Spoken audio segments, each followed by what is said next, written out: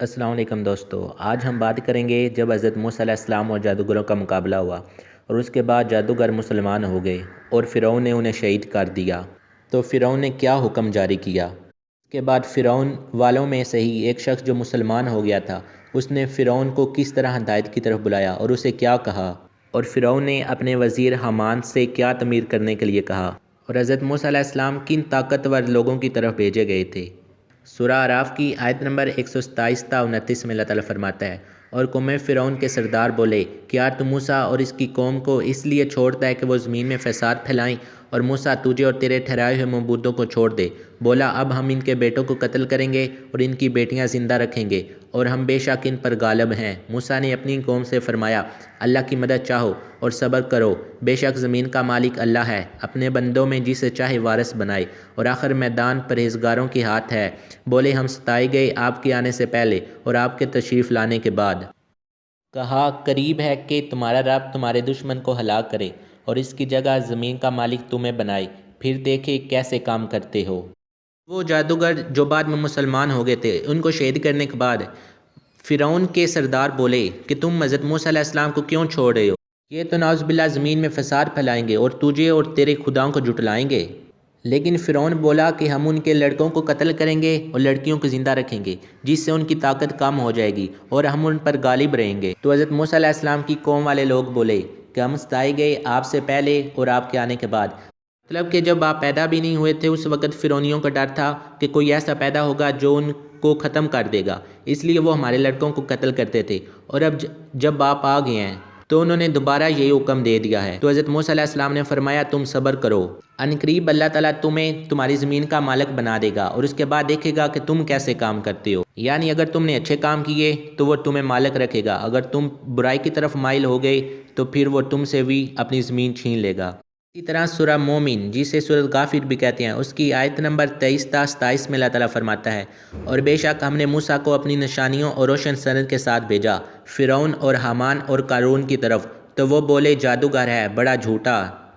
پھر جب وہ ان پر ہمارے پاس ہی حق لایا، بولے جو اس پر ایمان لائے ان کے بیٹے قتل کرو اور عورتیں زندہ رکھو، اور کافروں کا فریب نہیں مگر بھٹکتا پھرتا۔ اور فرعون بولا، مجھے چھوڑو، میں موسیٰ کو قتل کروں، اور وہ اپنے رب کو پکارے، میں ڈرتا ہوں کہیں وہ تمہارا دین بدل دے یا زمین میں فساد چمکائے۔ اور موسیٰ نے کہا، میں تمہارے اور اپنے رب کی پناہ لیتا ہوں ہر متکبر سے کہ حساب کے دن پر یقین نہیں لاتا۔ تو فرعون اور حامان مصر کے تھے، یعنی فرعون مصر کا بادشاہ تھا اور حامان اس کا وزیر تھا، اور قارون موسیٰ علیہ السلام کی قوم سے تھا، جو آگے ہم انشاءاللہ بیان کریں گے۔ تو فرعون نے حکم دیا تھا کہ جو بھی حضرت موسیٰ علیہ السلام پر ایمان لائے ان کے بیٹوں کو قتل کر دو،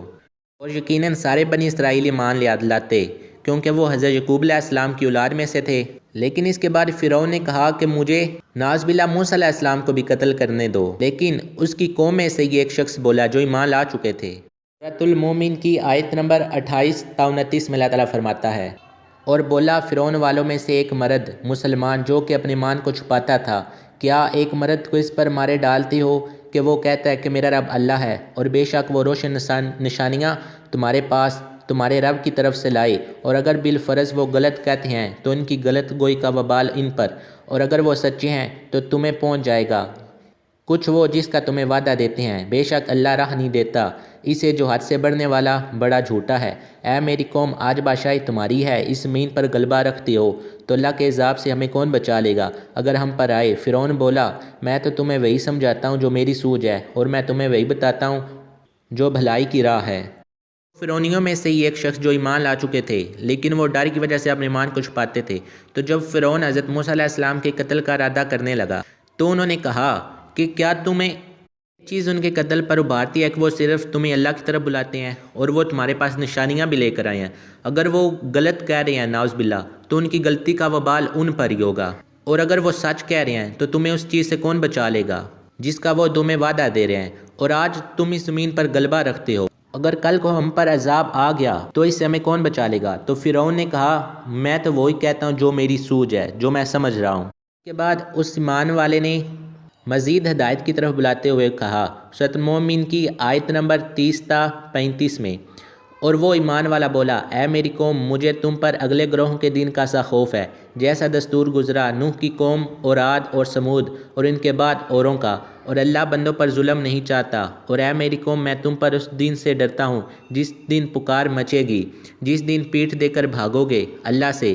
تمہیں کوئی بچانے والا نہیں، اور جسے اللہ گمراہ کرے اس کا کوئی راہ دکھانے والا نہیں۔ اور بے شک اس سے پہلے تمہارے پاس یوسف روشن نشانیاں لے کر آئے تو تم ان کے لائے ہوئے سے شک ہی میں رہے، یہاں تک کہ جب انہوں نے انتقال فرمایا تم بولے ہرگز اب اللہ کوئی رسول نہ بھیجے گا، اللہ یوں ہی گمراہ کرتا ہے اسے جو حد سے بڑھنے والا شک لانے والا ہے۔ اس مرد مومن نے پہلے تو انہیں پچھلی قوموں کے عذاب کے ذریعے ڈرانے کی کوشش کی، اور اس کے بعد حضرت یوسف علیہ السلام کی مثال دیتے ہوئے کہا کہ جب وہ آپ کے پاس روشن نشانیاں لے کر آئے تو تم لوگ اس میں شک ہی کرتے رہے، اور یہاں تک کہ جب وہ انتقال کر گئے تو تم نے یہ کہنا شروع کر دیا کہ اب کوئی نبی نہیں آئیں گے، اور اللہ حد سے بڑھنے والوں کو یوں ہی گمراہ کر دیتا ہے۔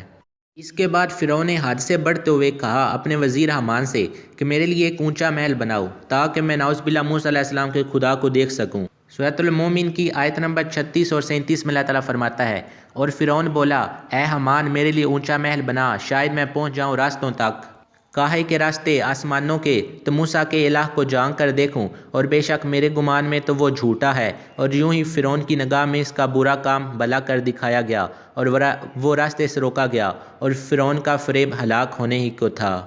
اسی طرح سورۃ قصص کی آیت نمبر 38 میں اللہ تعالیٰ فرماتا ہے اے درباریو میں تمہارے لیے اپنے سوا کوئی خدا نہیں جانتا، تو اے حامان میرے لیے گارا پکا کر ایک محل بنا کے شاید میں موسیٰ کے خدا کا جھانک آؤں،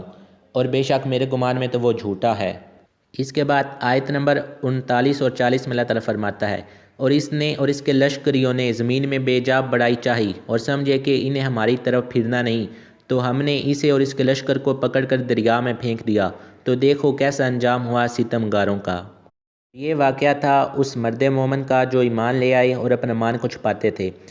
اور کیسے فرعون کو حضرت موسیٰ علیہ السلام کے نعوذ باللہ قتل سے باز رکھا اور اسے ہدایت کی طرف بلایا، لیکن اسے کچھ بھی اثر نہ ہوا۔ اور اس کے بعد فرعون نے اپنے وزیر سے کہا کہ میرے لیے ایک گارے کا محل بنا تاکہ میں موسیٰ علیہ السلام کے خدا کو نعوذ باللہ جھانک سکوں۔ تو اللہ تعالیٰ نے فرعون کو اور اس کی قوم کو کئی نشانیاں دکھائیں، اور اس کے بعد ان پر کئی عذابوں کا سلسلہ بھی شروع ہوا، لیکن انہیں کچھ اثر نہ ہوا، جو آگے میں انشاءاللہ بیان کریں گے،